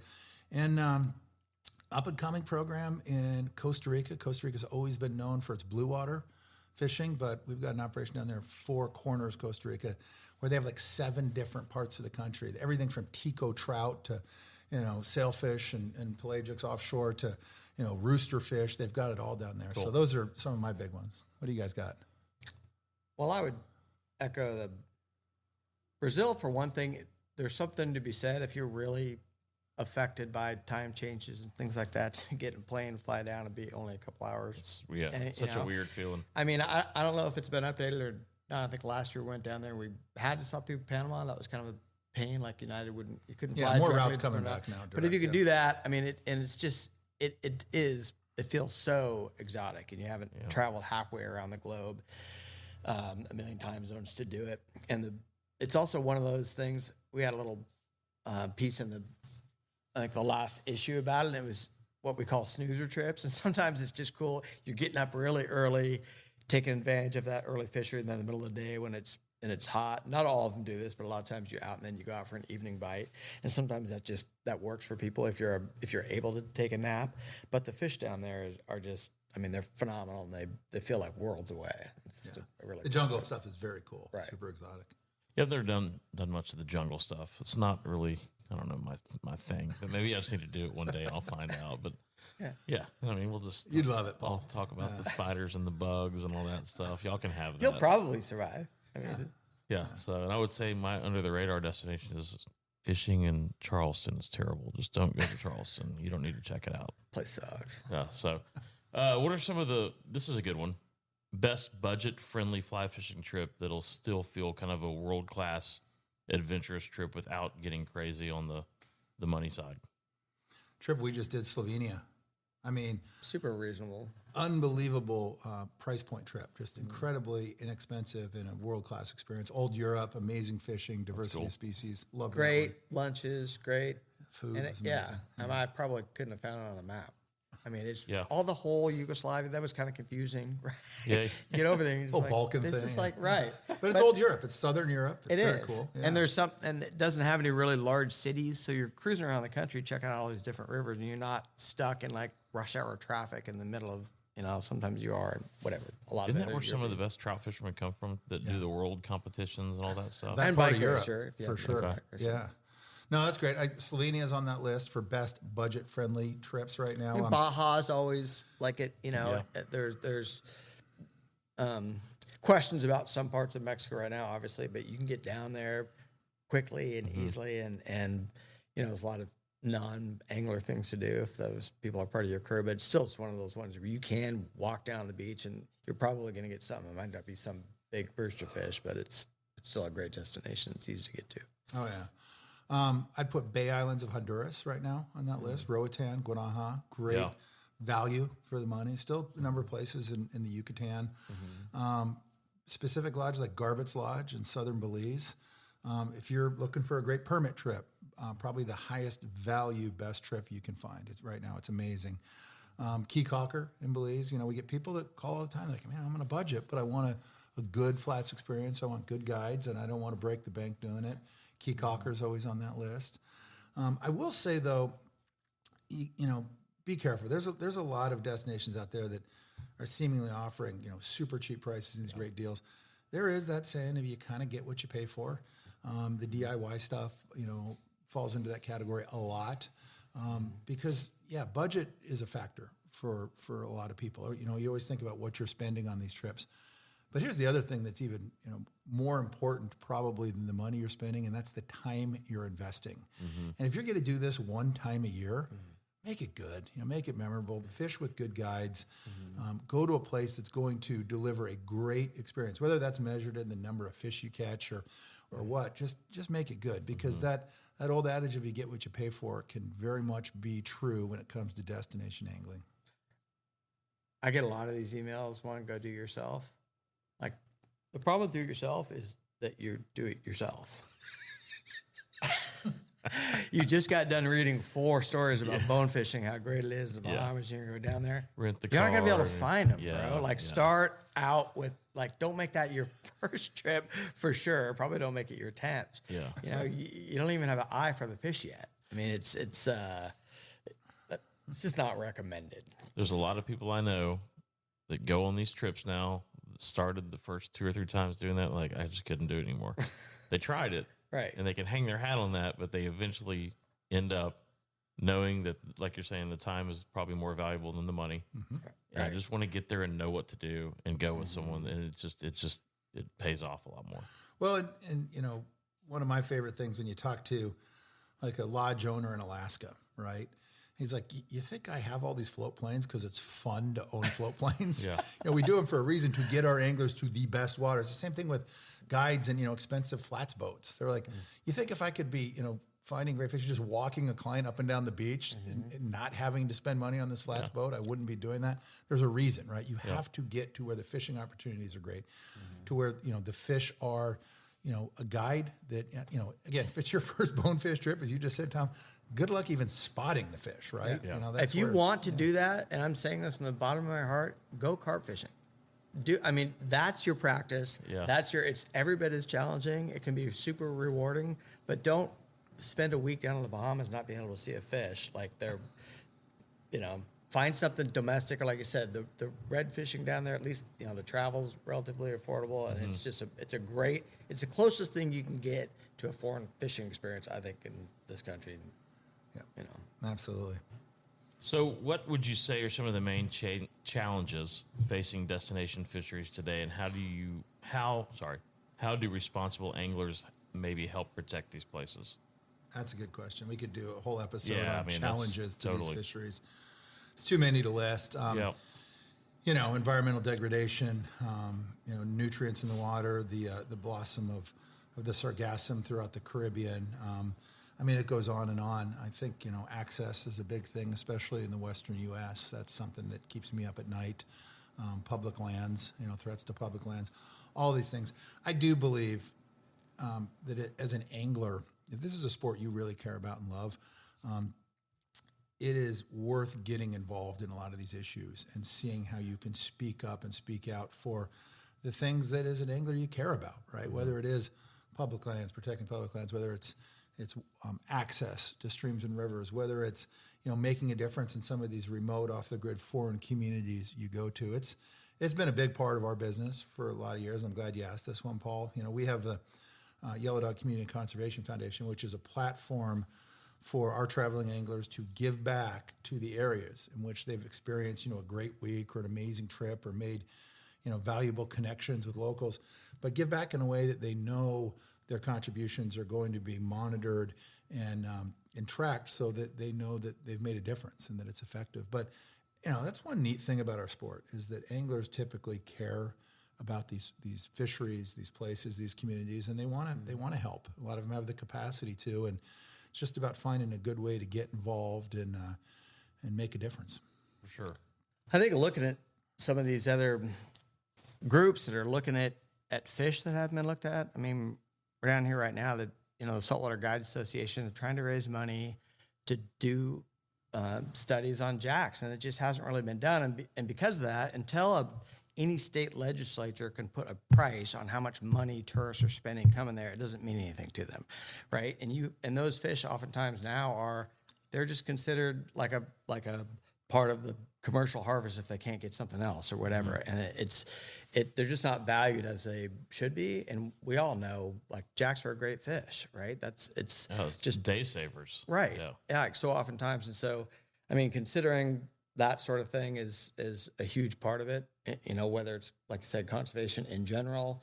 A lot of these, look at how much we've learned about bonefish permit just over the last 20 years. Yeah, the Bonefish Tarpon Society, whatever. And it's like I think there's a lot of other species that will deserve that sort of recognition. Well, what I've come to find out too is when you study jacks, you actually might learn more about tarpon. Like right. they learn secondary things about other fish when they study these fish because they realize how integrated and how related they all are too. So, and even the sargassum, the cause of it is bad. It's not a great thing, but look at what it's brought tarpon down to the Ascension Bay times. They're just down there recently and permit fishing. They use that as well because they know that's where the crabs are sitting. It's giving us the floating crab. It is. Right? It's try to understand that sometimes that might not be all bad.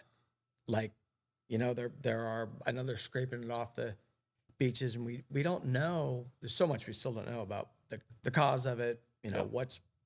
Some beaches are getting hit harder than others, but it's cool from a fishery standpoint. And I read a story in the Washington Post. Anglers are vexed. I'm like, well, it brings in tarpon to some places where they weren't.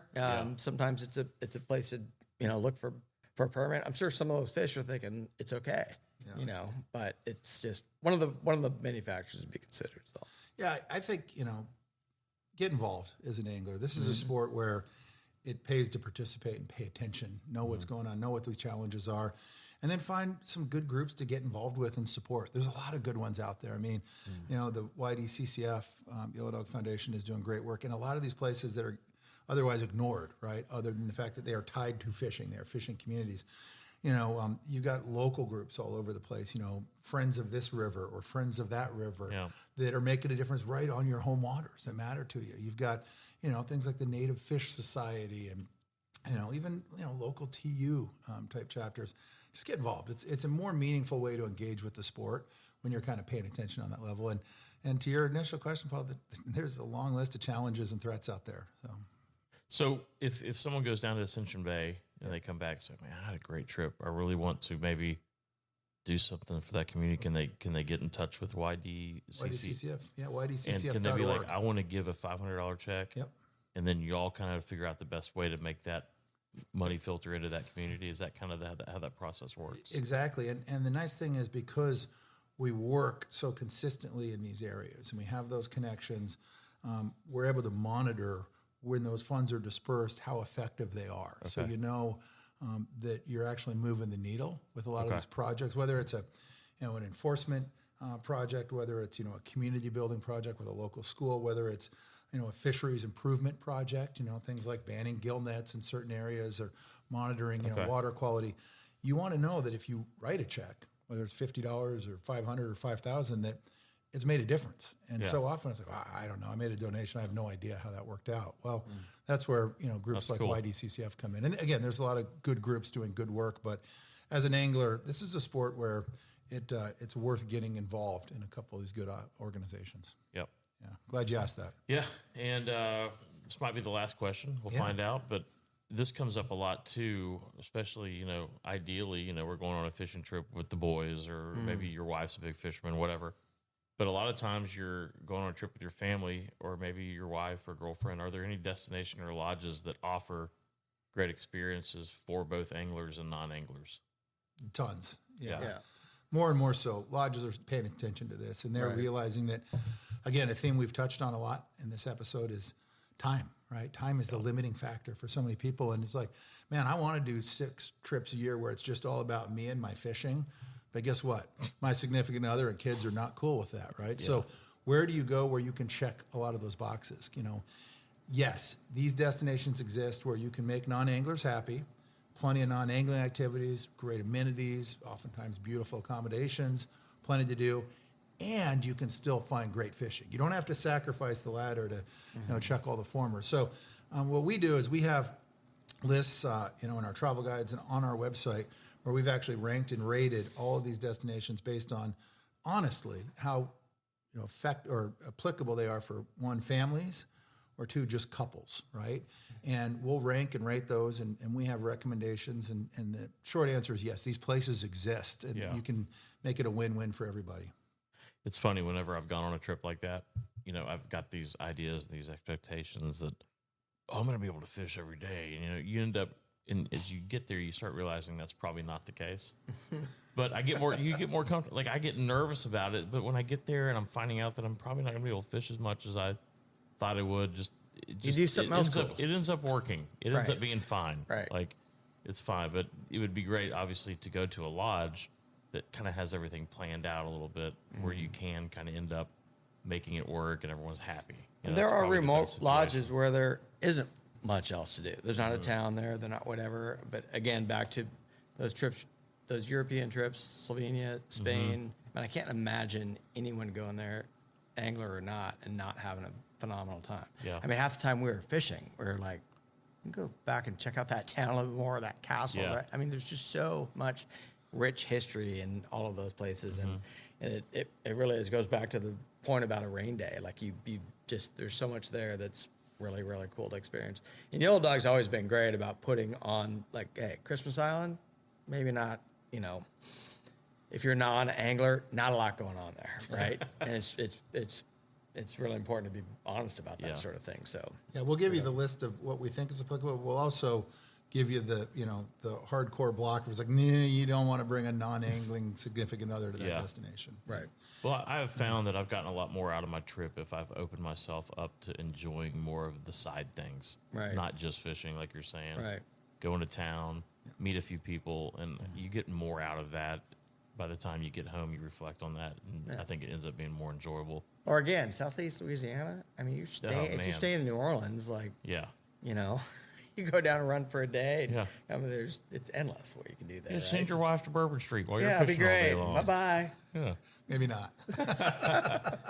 Well, let me end this episode with a question for you guys, right? Again, you guys have been all over the world. You've been in the game a long time. Any parting advice for our listeners? Any special kind of nuggets of wisdom when it comes to your years of traveling that you can close us out with? Things that you've learned over the years. What do you want to send our listeners off with? Yeah, I think the best thing, and it's kind of giving me chills thinking about it, the best thing I've ever done, and it started when I went to Argentina at PRG, was starting to write a journal about everything I've done. You can get back from a trip and reflect on those experiences, but the further you get away from that trip, the less details and memories. But I've got now probably 8 years of journals of all these trips, and I try to do them locally in Charleston too, but it's mainly for when I go somewhere different than home. And there's nothing like turning to a random page, like grabbing my 2020 book, just picking a random page. And then the second I start reading that sentence, it all comes back to me. You just need that written down. So I think writing a travel journal is probably, and it doesn't have to be going to exotic places. If you fish at home, write it down, because you will forget that day that I fished with Tom on my local lake, or even just that day we fished in Charleston. Like, I wish I had written that down. Right. Because I could go back to it. I would say that's probably my biggest advice. I tell all my friends to do it. That none of them do it. Like, it's never too late to start it, too. No one ever listens to me. It's never too late to do it. Like, if I've been wanting to do that for 10 years, well, then just start today. Well, what would be really cool with your journals if you could find an illustrator to work with. No, I've been trying to find that as well. Yeah. Hard to come by. Yeah. Well, lucky for me, the Drake kind of serves as that. Sure. Right? I mean, I go back and I read stories I can even remember writing. Totally. It's just, it's really helpful. But along those lines, everybody loves to say, wow, this won't be the last time I get back there. Well, it might be. You know, I mean, not only age, but you just, the more you get into the sport, you realize how many places there are to go, and so I think a lot of times it is important, whether it's a significant other or your buddies. I mean, really put some thought into, which trips you want to go to, who you want to share those experiences with. Writing it down is a great goal and important to do it. If you can bring along like a friend, then you'll always have that experience. And some of these places, you do get, it's not just about fishing. You get some of your best, days maybe going out and having lunch at a small little village cafe or drinks on the bar that night, that sort of thing. So I think don't be afraid to invite some of these. If your friends, they've always wanted to try, you've been hearing it for 10 years, just come along. Yeah. Come along. We'll figure it out. I don't know how to cast. Doesn't matter. But believe me, it's a small part of what we're doing here. We're getting out and experiencing these great places. And that'd probably be my biggest advice. If you're a solo angler a lot or just been traveling with the same dude and now you don't like him, just invite somebody else, get some of your other friends out there involved. And especially if it's a country like Ireland where maybe you can squeeze in a day of golfing or do whatever. I mean, make that happen. Yeah. Love that. I think my parting words of wisdom are simply don't wait. I talked to our mutual friend, Jeff Currier, about this a lot. He's created a life around that where he is not ever going to wait, because everybody spends, their entire life working themselves to the bone so they can finally get to the point, retire, have the means to get out and do some of these trips. And guess what? You can't do 70% of them anymore because you missed the window. You're just not going to go hiking or scrambling or climbing or fishing a lot of these rivers. So do not wait. Warren Miller said it best in his opening to his ski movies. He's like, why wait? You're just going to be a year older when you finally do it, or many years older. So get out there and do it now. Prioritize it. Say, I'm going fishing. I'm going to do an amazing trip. I'm going to go someplace I've never been. I'm going to do it with some fun people, or maybe by myself or with my family. And just do it now. Get it on the books, plan it, get out there and fish the world. You will be so happy that you did. And you will come away with so much more, even over and above just the fish that you catch. So For sure. good advice, boys. This has been great. And that is it for this episode of Waypoints, where we have covered a lot of ground today with Mr. Tom BIE and Paul Puckett. Gentlemen, thank you for sharing all of your wisdom and years of experience with our listeners. Thanks for having us. Yeah. Appreciate it. I think I learned something today. Thanks, Jim, though. I appreciate it, buddy. It's been great finally getting you guys on the show together. I've been wanting to do this for a while, so this has been cool. And thanks, everyone who submitted questions. We couldn't get all of them in today, but this definitely won't be the last Q&A episode we do. And as always, if you've got suggestions, feedback, or more questions, reach out to us at info@yellowdogflyfishing.com and let us know. For help or assistance with any of the destinations, scenarios, or equipment solutions we've talked about today, please feel free to reach out to the team at Yellow Dog Fly Fishing, where they will be happy to get things started and will take great care of you. Be sure to visit yellowdogflyfishing.com to plan and research trips, source gear, equipment, and flies for your next destination, learn about upcoming podcast episodes, and stay up to date and dialed in on the latest news in fly fishing, travel, and adventure. Until next time, travel well and fish often, because when it's all said and done, no one ever regretted a life of adventure.